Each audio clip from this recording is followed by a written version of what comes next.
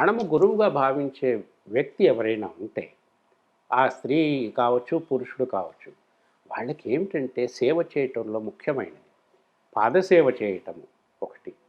2 వారికి వస్త్రమునివ్వటము. వస్త్రం.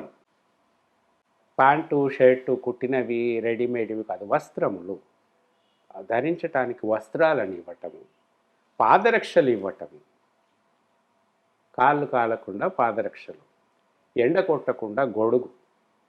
సో, ఈ 4 విషయాలలో జాగ్రత్త పడి వాళ్ళని ప్రసన్నం చేసుకుంటే ఆహ్, ఆ అనుగ్రహం చాలు. అంటే గురువు గారికి ఎండలో నడిస్తే కాళ్ళకి కాళ్ళు మండకూడదు. కాళ్ళకి ధూళి అంటుకోకూడదు. ఎండకి, వానకి రక్షణగా గొడుగు ఇవ్వటము. వస్త్రధారణ చేపించటము. పాదసేవ చేయటము. ఇటువంటివి చేస్తే చాలు. అటు గురువుగారు సంతోషపడతారు.